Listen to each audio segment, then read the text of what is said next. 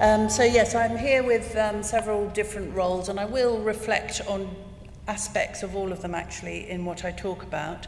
So I'm director of an organisation called Arts and Health Southwest, which covers the southwest region of England and is an infrastructure organisation. We're a membership organisation. We're free to be for members. We have about 2,000 or over 2,000 members now, and we provide information, support, advocacy, and we do some partnership working as well.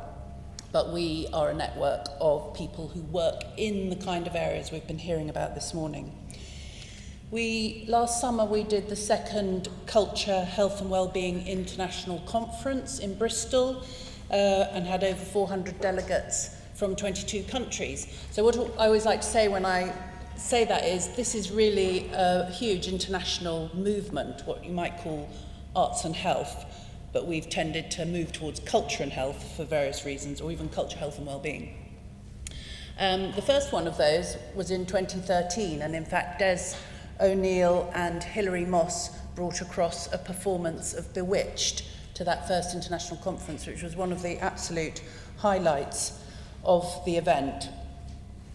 I'm also chair of a new alliance, a new national alliance called the Culture, Health and Wellbeing Alliance, and I've got some cards here if anyone wants to take one.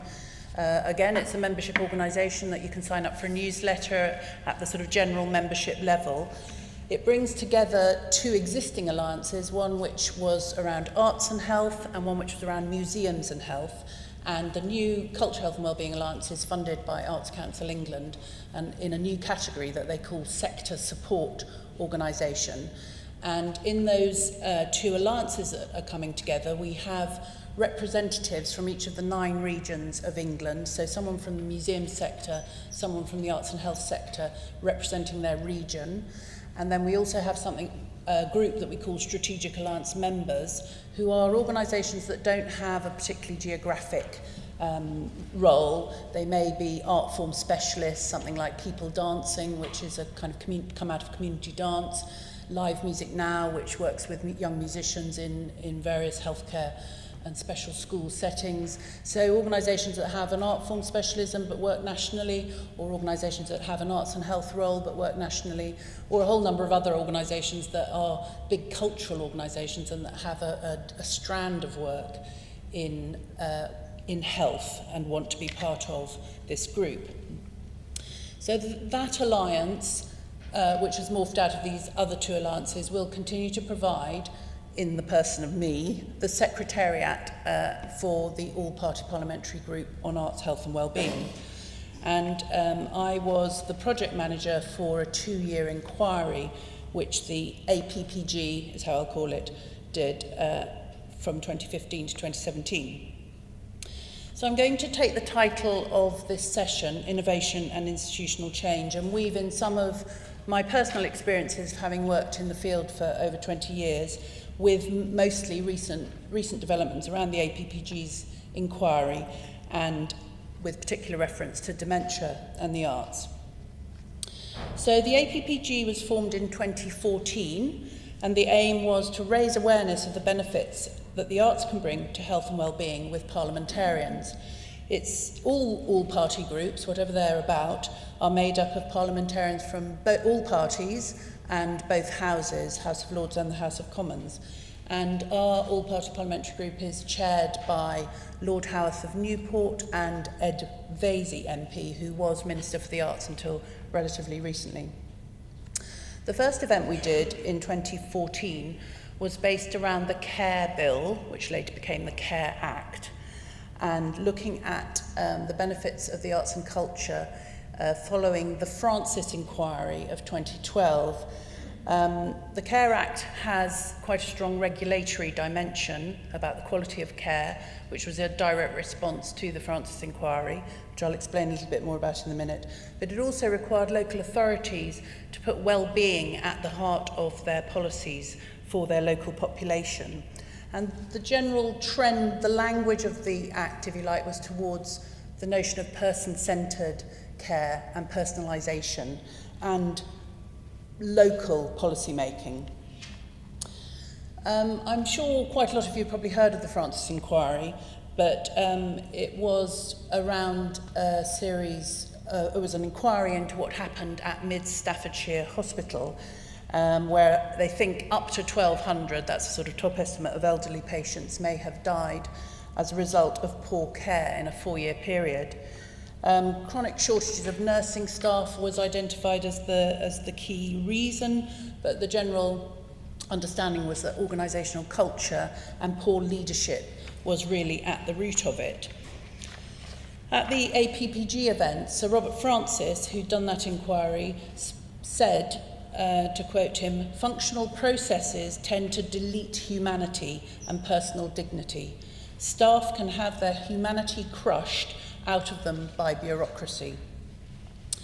At that event, Susie Wilson, who's director of a performing arts organisation called Clod Ensemble, talked about the work they do called Performing Medicine, which is in conjunction mostly with St Thomas's, Guy's and St Thomas's Hospital, and a part of the education, the medical education arm of that, called the Simulation and Interactive Learning Centre at St Thomas's Hospital. This image is of a medical student, and she's participating in a performing medicine session. So performing medicine uses arts methodologies, specifically theatre methodologies, to teach skills in workshops and is led by associate artists. Participants, healthcare workers, whether they be trainee doctors or healthcare professionals of other categories and doing CPD or in their initial training, are shown how to embody and demonstrate behaviours and attitudes, how to rehearse, how to get things wrong, how to practice. They learn skills about looking after themselves, after their own bodies, and valuing their own bodies. And they learn how their own physicality can impact on their patients, and how their communications, the way they look, the way they move, can affect their patients, and things like touch. They also have voice coaches who help them to learn how to stand up to people in authority, speak their minds, and so on. And in that process, they also learn about ambiguity and dealing with the emotional context in which they work in healthcare environments. So back in 2012, when the Francis inquiry was published, I was working in an acute general hospital of a similar size to Mid Staffordshire. It is Dorset County Hospital, and at that time the general assumption was about a quarter of beds in an acute hospital had people in them who were living with dementia. It may be more than that percentage by now. And at the time, the care of people with dementia when they were in an acute general hospital, i.e. they'd gone into the hospital because they'd broken a bone or they had some infection, was really considered a very serious problem nationally. And in the southwest, they'd developed some standards for dementia care in response to the concerns about the poor quality care in those types of environments. In the southwest, as elsewhere in the country, there was actually quite a lot of work going on with the arts and dementia, but it was primarily community focused. And I think probably we've heard mostly about that in these 2 days as well, work that goes on with people outside of those acute hospital environments. And so with my organisation, we try and support partnership working. We don't want to compete with the delivery organisations that we're there to support. So we looked at where there was a gap, if you like, in provision in terms of arts and dementia, and decided to focus on acute hospitals. And I was still at that time working in an acute hospital part-time, so it made sense. It was a context I understood. So we brought together arts managers. In the Southwest region, there are 6 hospitals that have permanent arts managers in them. So we worked with those hospitals because we knew we had a foot in the door. So we worked with arts managers and a nursing lead on a project where they would deliver arts programs in their elderly care wards with a particular focus on people with dementia. And there was an action learning process for the arts managers and the nursing staff to work on together. And at the launch of that project, the keynote speaker was someone called Jocelyn Cornwall, who was CEO of Point of Care Foundation. And their vision is a radical improvement in the way that care is delivered and their mission is to humanise healthcare. And Sir Robert Francis, who I mentioned earlier, is a trustee of that organisation. And there's one thing that Jocelyn Cornwall said that really stuck in my mind. She said, she questioned the language that is frequently heard in the health service around compassionate care. She said that compassionate was suggestive of pity, that it was a doing to, had a doing to sense, and that she preferred the use of the word empathy when you talked about care. And my own experience of institutional change is that language and how we conceptualise values is really critical in terms of culture change, and that what happens is things happen in your subconscious, and then when the perspective comes into your conscious is when you start to use language differently and you talk about things, you have a different way of describing things. And the next light bulb moment for me on that sort of journey was at that Culture, Health and Wellbeing International Conference in 2013, when Dr. Yukimi Uchide, who's managing director of the Tenjin Kai Welfare Foundation in the Iwate prefecture in the northeast of Japan, she runs care homes for people with dementia. She spoke, and her talk was called From the Age of Care to the Age of Reciprocity. She says, I believe people with dementia can continue to take the lead and live their own lives when we learn their life histories, actively engage with them, and value their brilliance as individuals.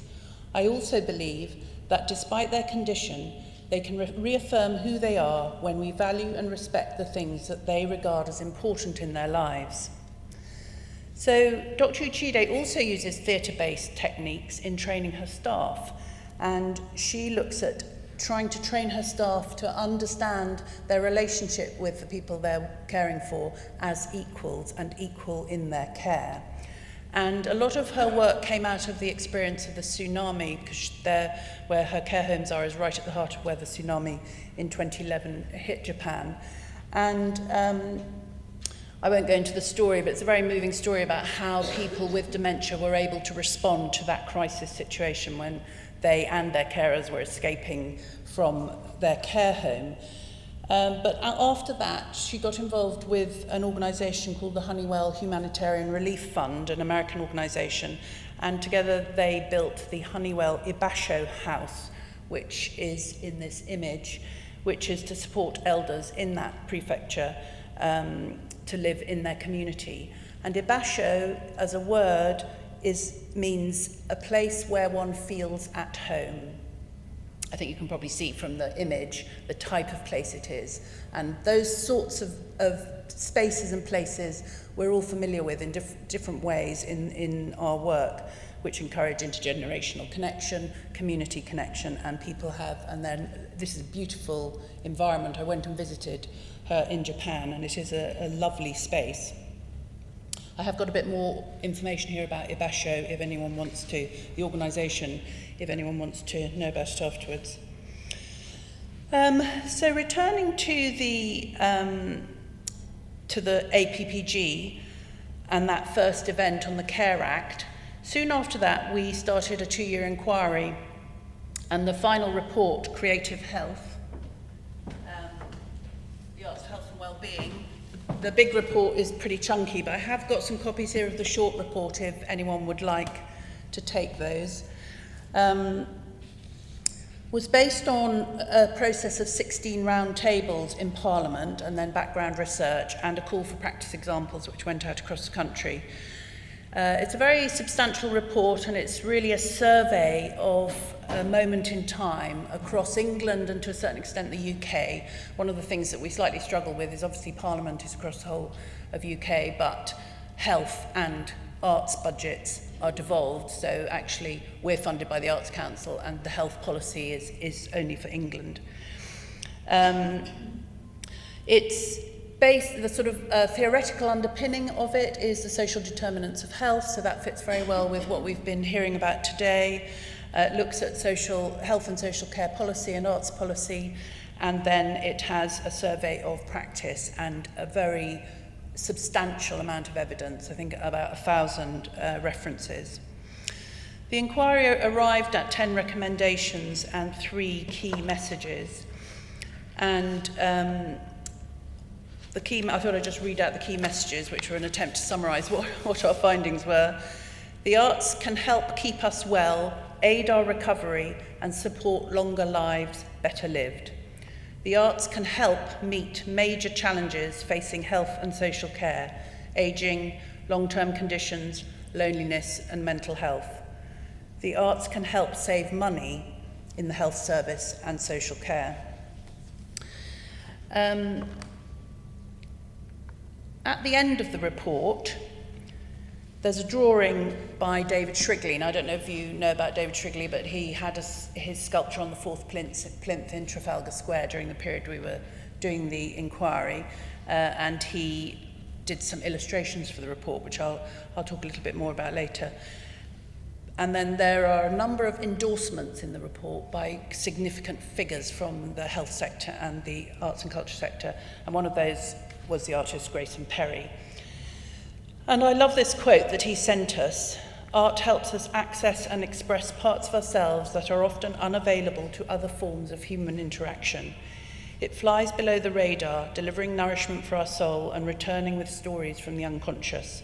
A world without art is an inhuman world. Making and consuming art lifts our spirits and keeps us sane.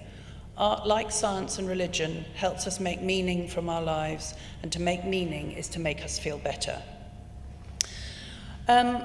I think the arts can be an agent of culture change. We're talking about institutional change here, but I think the arts can be an agent of culture change, and we've seen that in the way that Dr. Uchide and Performing Medicine use the arts and arts methodologies to create culture change, essentially, in staff. But they can also be subversive agents of change, and they can indirectly influence the culture below the radar. I'm sure all of you have been in a situation in a hospital or a care home where, say, a musician has come in, and the music can shift the dynamic and shift the mood. There's a connection made between people through the music that is outside words. And I think that sort of influence on the culture of an institution can be very powerful. The original intention of the inquiry was to influence policy at a political level. But it became clear that legislative and structural change and financial change were really not desirable in the current climate, and that the key to progress was culture change throughout the systems, not an unambitious conclusion.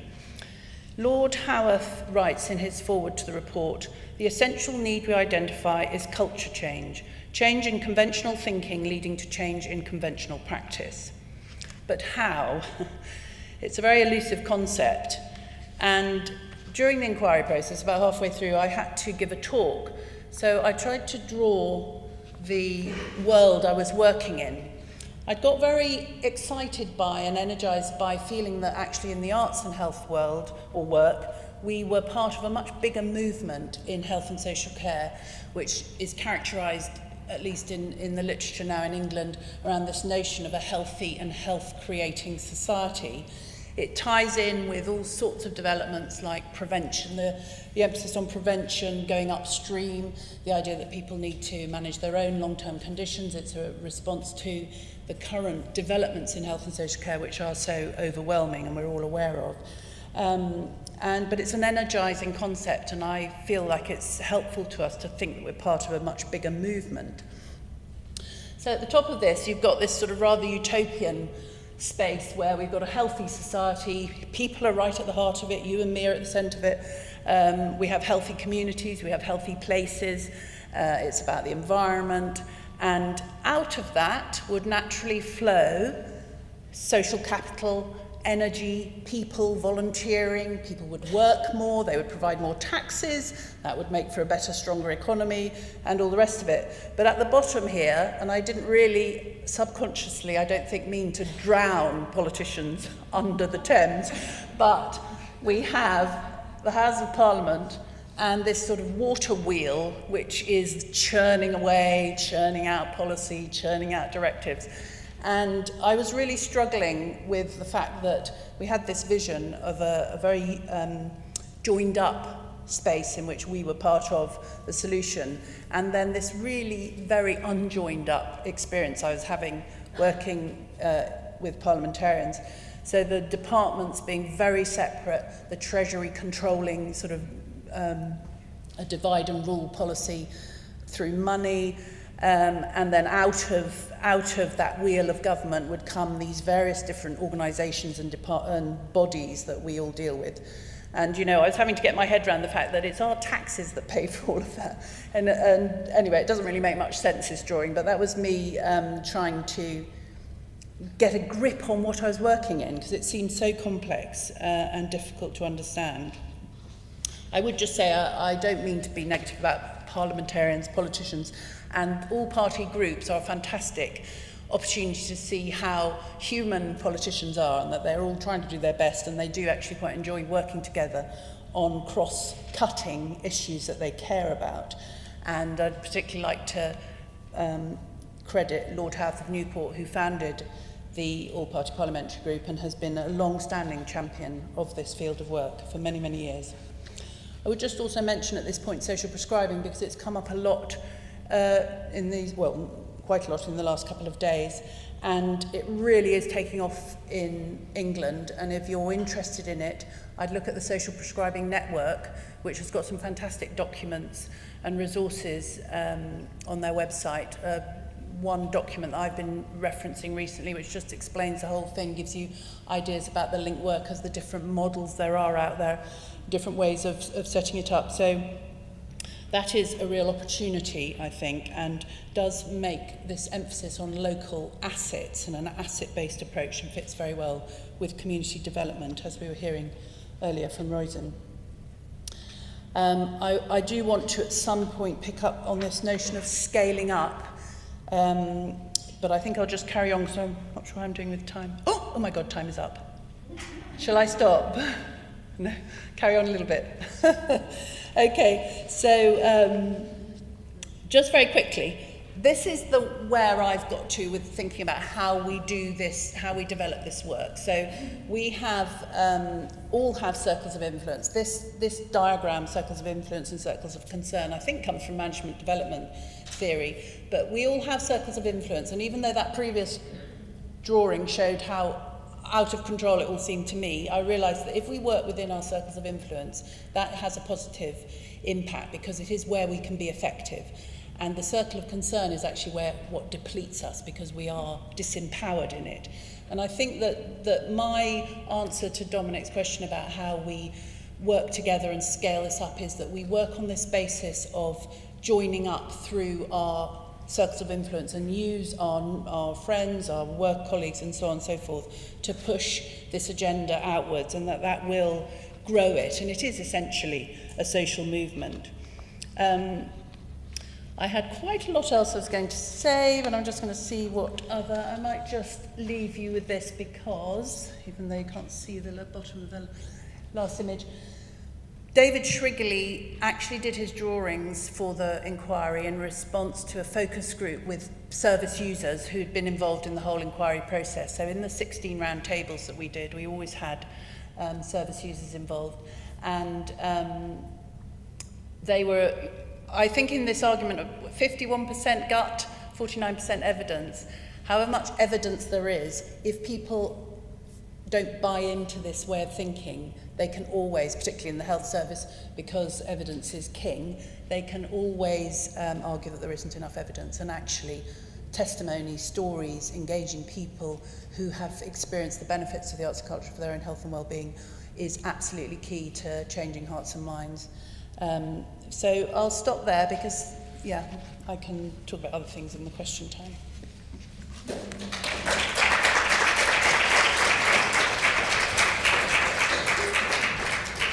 Thank you, Alex. Thank you very much for opening up this session, which we're going to continue. So the next three speakers are all going to take their lead from that, really, and talk about Irish experience. So we will have a speaker, we'll have a Q&A, and then we'll have a little break, and then we'll have the final wrap-up session. The speaker that I'd like to introduce up here is Senator Mary Louise O'Donnell. who some of you will know as broadcaster, some of you will know as senator, and I tend to know as a visionary, who has popped up at various points in the last 15 to 20 years.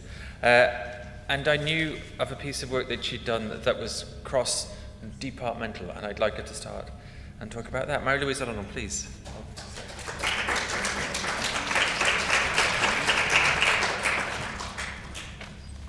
Thank you very much.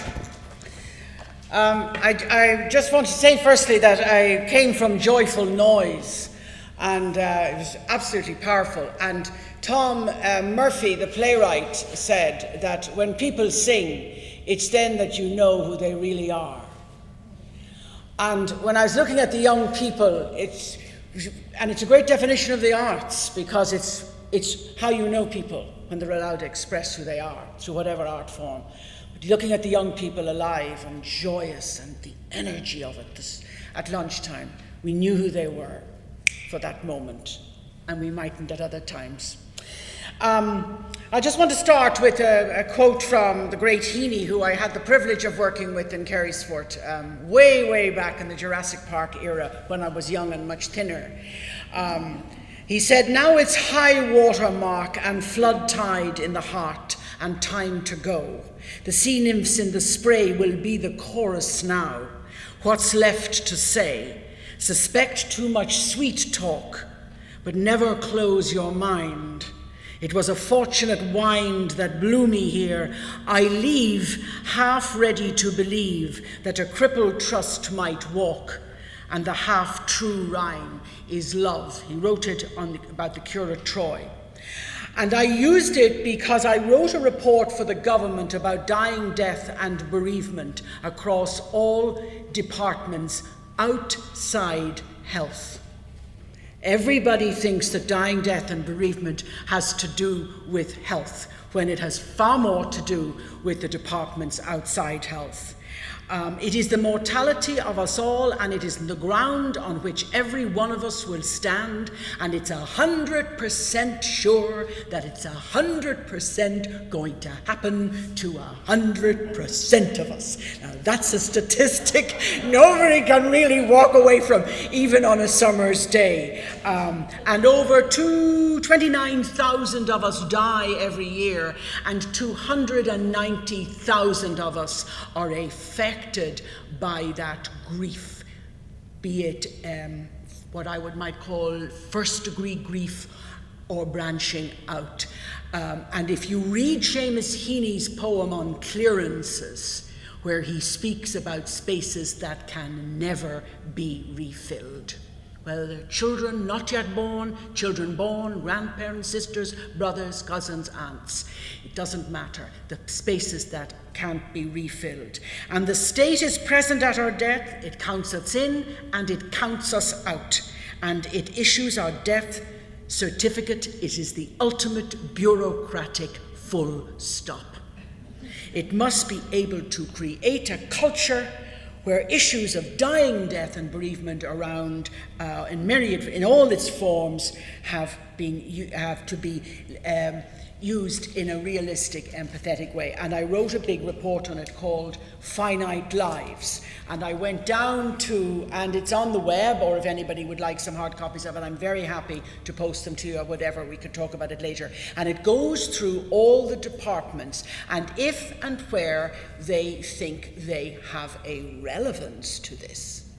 And I went to the coffin makers the wicker coffin makers outside Galway, and asked and spent a day with them making the coffin, and so to bring an arts form into it as well. They were not commodifying it in a way, and that was their image. Now, I just want to run through one or two things with you. It didn't come from nowhere. It's interesting, people think nothing happened. When I went into the Shannon first, I didn't know what to do. And I sat there, and when the telephone rang, I answered it. And if somebody said they had a problem in Tal, I said, "Don't worry, I'll be with you in 10 minutes. And I was like a wasp going up a wall that you couldn't flap. I didn't know who to help and who not to help, and had no sense of discernment, because I had been lecturing in the area of communications for 25 years out in DCU, which is a very tough university, grew out of the NIHE, at a time when Ballymun was a very disadvantaged area. And when the university grew up, and we had a huge disadvantaged area, and we were trying to learn from each other. So I never stopped and I was a single parent, I never stopped any day on the way home outside the Dáil and said, oh, I wonder what's going on in there, because I hadn't time. So when I went into the Senate, I did not know what people did. But then I found out that they were representative of everybody who was the other side of the window. And I went to a lot of the committee meetings, the health committee meetings, or any committee meeting. People come in from all walks of life and they educate the senators and the politicians. And we become a kind of a conduit for them, if we're any use at all, a kind of a channel for their great experience, because you can't get through everything. But in the health committees, the Irish hospice came in, palliative care nurses came in, people who worked with dying, death and bereavement came in. And I don't mean people dying tomorrow, because when they hear the word palliative, they think it's tomorrow. It's not. People were living well until they had to die. And I was very impressed by that, and I put a motion on the floor of the Seanad about doing this study, and they picked it up. The Senate said, all right, and the Taoiseach gave it the go-ahead, and that's where it came from. And I began to believe then that all areas of policy, financial, legal, social, cultural, education and administrative, were important in relation to this. It just wasn't health. Health wouldn't let me in anyway. They said, as long as you stay out of health, you can study what you like. You can bring whatever study together that you want. I'd always thought that bereavement was a family issue, and I am afraid of dying. I've been afraid of dying all my life. I just can't contend with it. And I was very impressed by Robert Frost, who wrote a poem called The Question, where he asked, in 1965, he was in front of the press, and the press wanted him to tell, first of all, they asked him what was the greatest human quality. And he thought for a minute, and he said, courage. I would have thought he'd say love and hope and joy. Nobody said courage. And then they asked him to explain his poem, The Question, which is, look into the stars, ye men of earth, and tell me if all the soul and body scars were worth the pain of birth. Very tough question, and I don't think they were. And sometimes I don't think they were because I'm afraid of dying. So I thought this might be a good thing to do, to have a look at it and to calm my own beating heart. So I was coming at it because I had thought it was a family issue, and I suppose it is, in the sense that my father died in the hospice, and before he died he said to me, I don't ever come to die here. And I said, why not, Daddy? And he said, it's the loneliest place in the world. Now, I've said that, it doesn't matter which hospice or where it was, but what he meant is he wasn't in the middle of the traffic, which is what the arts do to it, bring people back into the traffic. As Tim said earlier on, brings them back to the water. He meant that he was separated, really, that he wasn't in the middle of the ward watching the action. That's what he meant. And of course, dying is very lonely. And I don't mean to frighten anybody there, but I just want to tell you how realistic I was coming to the study. Like, I wasn't coming to it thinking, I'll get statistics here and I'll add them all up and we'll find a policy way forward. No, I was coming to it with real human frailty and lack of courage, what Frost said. I am not asking the state, and never did I ask them, could they help me avoid death? I wasn't doing that. I was asking them, where are the services to help and support communities? Where are they? Where are they there, and where are they not there? And if they're not there, why aren't they there? I was asking the same things as I've been hearing here for the last 2 days. Why are we not, through politics and through the political process, because it is a process, I've learned that, taking the great creative projects that are around and canopying them and bringing them forward and giving them the facility, the platform, be it financial, time or otherwise, to take a foot in the way we live in our world. The state cannot take away death, but it can legitimately expect, the people can, that they are supported through finance, social and practical issues.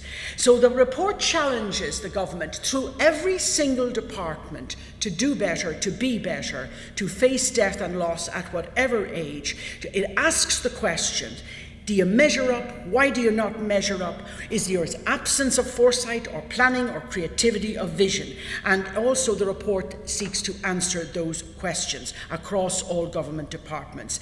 And it says, not in a morbid way, that we must build the idea of having to leave the island for good into the way we live on the island and respect those who are living on and growing old. And the fact is that in 2025, 18 to 20% of us are going to be over 65, that we are aging as a population.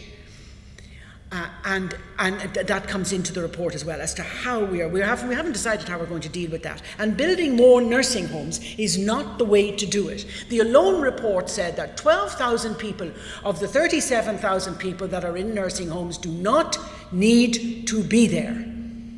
And that goes right back to community services. We are all involved. Every one of us are all involved. And I like to talk about a vision.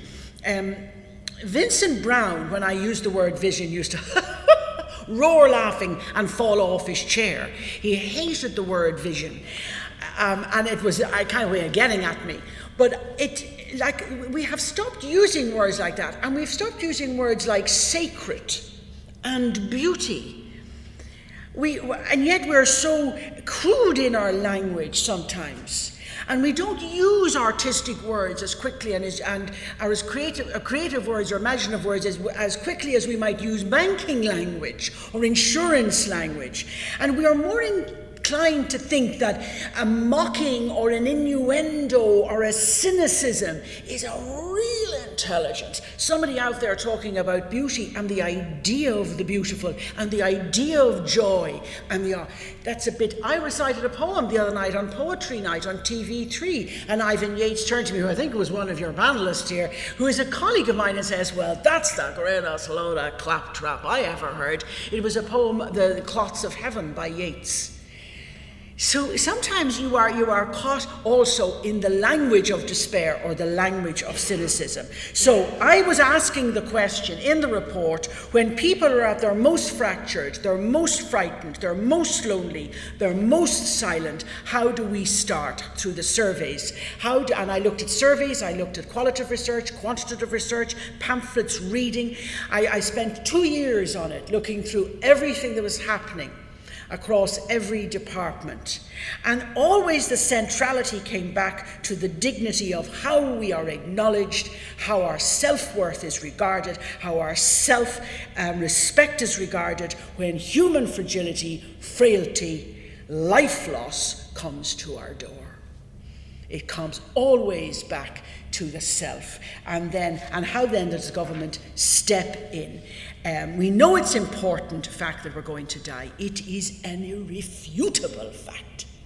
It is not going to happen just to somebody else. It is going to happen to ourselves. And we need food and financial security and communication and warmth and transport and community care and lack of anxiety and lack of loneliness and education and lack of funeral poverty and fuel security and adaptive home environments. And these are all the departments.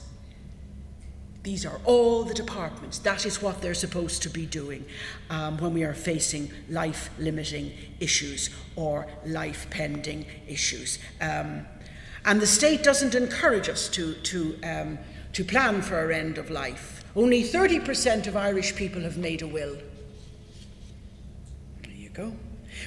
Also, the other thing is that the state made a massive mistake in the last government. They keep the recovery going as opposed to speak to the communities. because there is no recovery without the communities. My mother is with the Little Sisters of the Poor on the Roebuck Road, where I felt I had both loved and betrayed her in one sentence when she's 95, and she's there with the nuns, and they're absolutely outstanding, but it's the volunteers that run it. It's the beauty and gift and generosity of the volunteers. One of the biggest studies to come out of Australia about happiness in people, the happiest were the people who actually were doing something for somebody else. The cult of the individual has closed so many of us down, as opposed to the cult of the community. And they messed up. I thought they made a complete... It was so unperceptive. The communities where people live, the townland, estate, country, city, locale...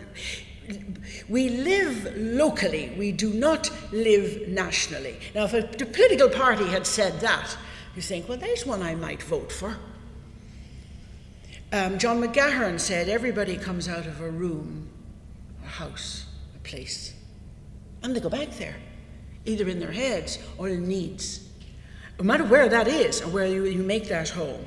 So, also, death, dying, I'm conscious of the time, are universal. And with all our political advancements and our research and our communication and our technology, we sometimes, and I've heard it through all of the speeches, we're not good at coming up with policies or with areas that centralize the human being.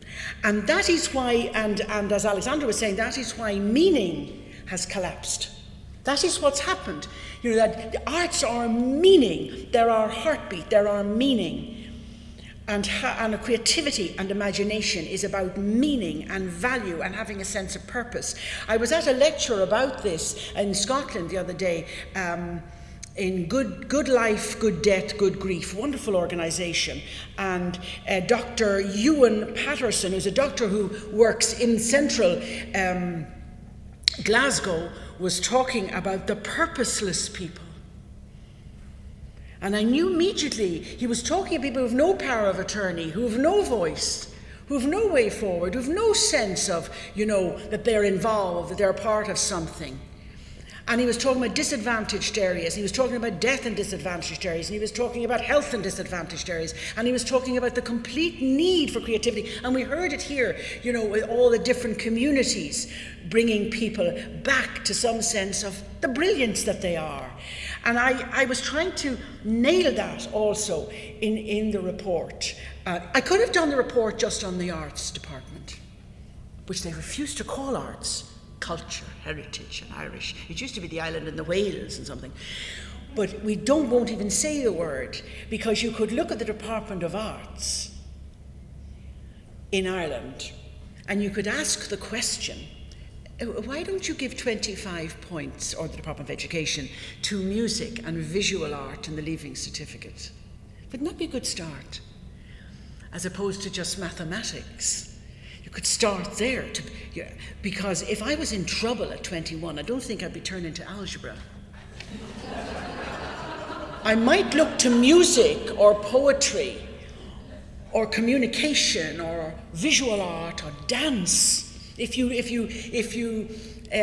Robertson's work, on the dance, we are moving human beings. So I could have stuck on that, but I had to go on to financial, the exploitation of people, in social welfare, of older people in social welfare, where people come and take their pensions and never give it to them.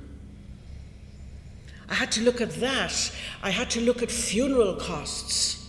I had to look at the Kevin Bell Trust, who has brought back something like 400 Irish people from all over the world and paid for them because his own son was killed abroad. Something like 49 people, 113 people from Australia, 49 people from somewhere else, because the state doesn't pay for it. I had to look at things like that, and I began to think, I had to look at people who were in funeral poverty. Just can't afford to bury themselves. I was looking at all of the departments and things we could do. When people get unwell, when they get old, it costs money to put on the lights, costs money to keep the heating, costs money for the carers, for the extra carers. When one is unwell, life changes in an instant. When one gets old, change is in an instant. It is a constant reminder to me every time I go into the Little Sisters. I go in every day of the joy and the serenity and the getting old. And I take on board absolutely what Tim was saying this morning about the arts within those environments. So I've gone off the track there, but I don't carry my fear of death as a hump on my back. I kind of talk it out all the time. Maybe it was because as a child I was very taken with the idea that I could be wandering around hell or someplace, or heaven, I don't know, but it stuck. The stories stayed with me, and so but it has gifted me back much more though than my fear. So going back to the arts, the community, literature, drama, poetry, what are they about? Private feeling, public expression, and personal conversation. It's very difficult to convince governments about the powers of the arts. Very difficult. It's only the communities can do it, but the communities can convince government of what kind of government they want. So when my report on dying, death and bereavement informs me about isolation, fuel poverty, community care cutbacks, funeral costs, depression, as the growing old, the Tilda report, financial fraud, legal anomalies and the burying of elder ethics. Why do we never see the elders on political shows?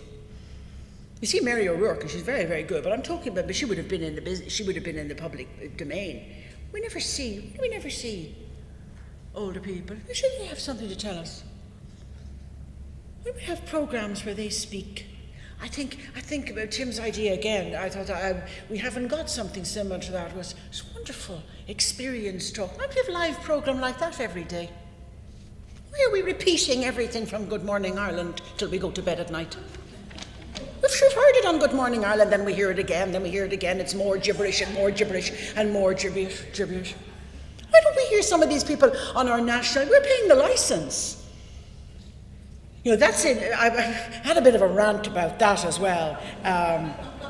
I'm not being judgmental, I'm just being challenging. And it's been an education, because sometimes you think that you're on your own, and then you come to a conference like this. So I had privilege I went to Glasgow to hear, and you just think there are other people out there. And the one thing that keeps coming back to me is the brilliance of communities. They'll do it despite it. Some people in Glasgow had no money, and they just put up no budget volunteers. They don't even like to call them volunteers, people. And that they grew from that. And I'm just hoping I might be able to convince the government. I did do a small study, which didn't get a lot of publicity, about the civil servants themselves, the 30,000 civil servants in the department, because I thought, well, surely I should really talk to them and survey them quantitatively and qualitatively, because they're the ones dealing with the public. And they were wonderful, but then closed down by a certain bureaucracy, choked by a certain bureaucracy.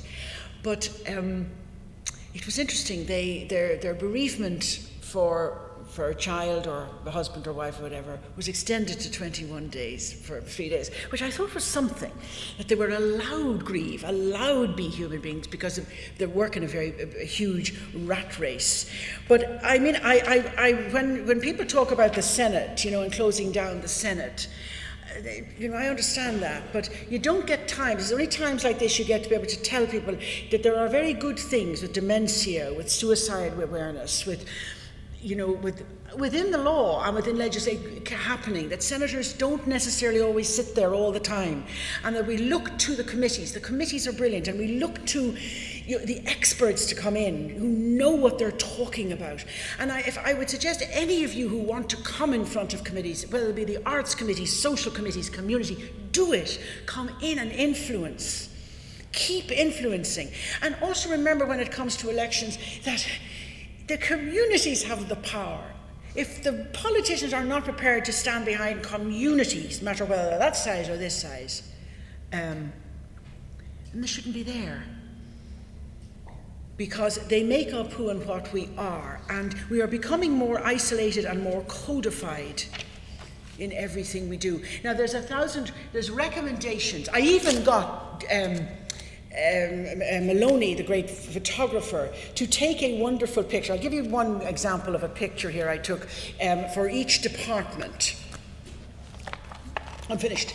And in more ways than one, my father used to say. It's a photograph, the original photographs, in so that people would read it.